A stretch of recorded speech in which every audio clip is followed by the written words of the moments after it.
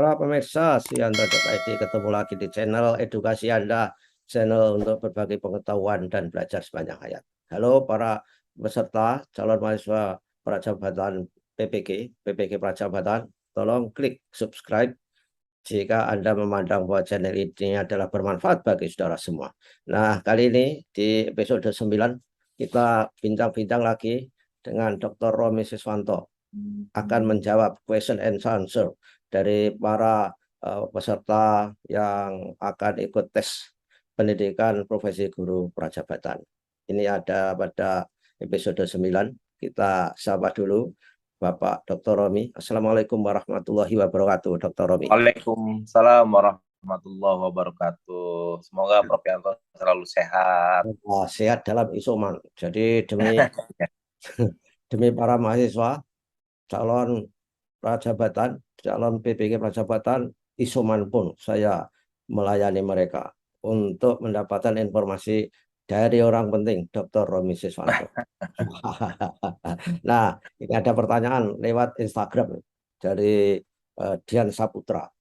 Pada ingatnya dia menanyakan, apakah setelah lulus dia bisa memilih tempat yang terdekat, yang paling menguntungkan bagi domisili dia. Karena dia tesnya kan tidak di daerah situ.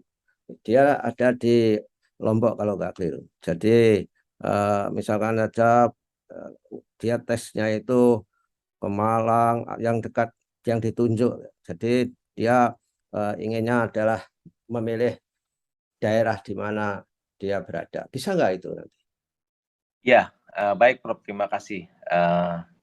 Setelah mereka dinyatakan lulus dan ditetapkan sebagai, setelah lapor diri, ditetapkan sebagai mahasiswa, mereka itu konsepnya ini kan Prof, pendekatan wilayah gitu ya untuk Ya, penyelenggaraan. Kan PPG itu kan ada 78 perguruan tinggi yang menyelenggarakan nanti. ya, Jadi misalkan mereka lokasinya di Mataram gitu, di Lombok itu memungkinkan di beberapa universitas kayak FKIP Mataram gitu ya. Ada beberapa universitas lain itu nanti mereka itu kuliahnya ya bisa di situ gitu, Prof. Jadi tidak bisa nyebrang pulau gitu ya. ataupun yang jauh gitu. Seperti itu, Prof, sebenarnya Ya. pendekatannya. Nah, oh ya, karena dia nggak tahu bahwa di Mataram akan bisa menyelenggarakan, karena tahunya Iya. dia adalah tempat tesnya, tempat Iya, ini kan baru tempat tesnya. Iya, memang kan juga nanti kalau misalkan jurusannya mereka nggak ada, tetap tetap mereka terpaksa pun misalkan kalau harus ke, kan kalau yang terdekat misalkan ke apa di Undiksa atau di Malang ya bisa saja kalau misalkan memang eh, apa namanya prodinya dia tidak diselenggarakan di FKIP Mataram gitu loh, karena belum ada izin. Itu tetap akan terlempar sih demikian gitu, seperti itu. Tapi prioritas yang pertama mereka pendekatan wilayah. Yang kedua ada misalkan prodinya nggak ada ya mau nggak mau dia harus nanti kita carikan yang terdekat gitu, Prof. ya. Jadi pertama itu wilayah, kalau Anda di wilayah itu ya harus di situ PPG-nya. Iya. Tapi yang kedua, kalau di situ tidak bisa menyelenggarakan, baru ke tempat lain itu pun dicari yang paling dekat, kan gitu. Iya, Nggak betul, mungkin, Prof.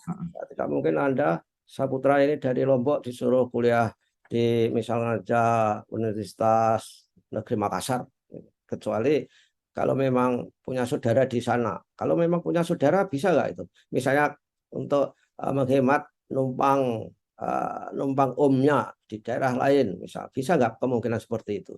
Tapi plotting seperti itu biasanya tidak tidak bisa Prof memilih itu, Prof, gitu. Kita tetap pendekatannya asal asal si mahasiswa tersebut gitu sih, Prof.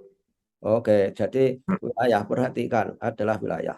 Kemudian pertanyaan kedua, bisa nggak orang yang sudah tes kemarin, yang gagal misalnya, itu diperhitungkan? Maksudnya ini nilainya itu disuruh gabungkan gitu mungkin. Bisa nggak itu? Ada nggak? Saya pikir nggak ada. Tapi Pak, Saya pikir ya kebijakan itu nggak ada sih, Prof. Mereka sebenarnya keuntungannya mereka sudah sebenarnya ikut saja lagi nanti di gelombang kedua tanggal 26 Agustus kita buka. Uh, Mereka itu keuntungannya ya sudah pernah melalui ya kegagalan itu kan pengalaman yang paling berharga untuk meraih keberhasilan sih, Prof ya. Jadi mereka tipe soalnya dia tahu segala macam. Tapi keuntungannya mereka itu database mereka masih tersimpan sih Prof. Nanti mungkin untuk pendaftaran mereka mungkin lebih lebih mudah lagi. Mungkin esainya nanti bisa diedit apa yang kira-kira lebih menarik gitu, seperti itu sih Prof, nanti kayak gitu. Ya, Mereka keuntungannya itu sih. ya ada keuntungan mereka yang belum sukses di gelombang pertama. Itu pertama format tesnya tahu. Iya, betul. Juga ada kesempatan untuk memperbaiki IC yang dibuat ketika harus menghadapi tes wawancara. Wawancara, betul. Oke lah. Baiklah, Dr. Romi, saya kira kita berpisah dulu. Kita lihat-lihat pertanyaan yang lain supaya orang sangat tertarik melihat pertanyaan dan jawab dari program ini. Terima kasih Dr. Romi atas kehadirannya. Mudah-mudahan ketemu lagi di kesempatan berikutnya. Assalamualaikum warahmatullahi wabarakatuh. Waalaikumsalam warahmatullahi wabarakatuh. Terima kasih Prof. Terima kasih, sama-sama.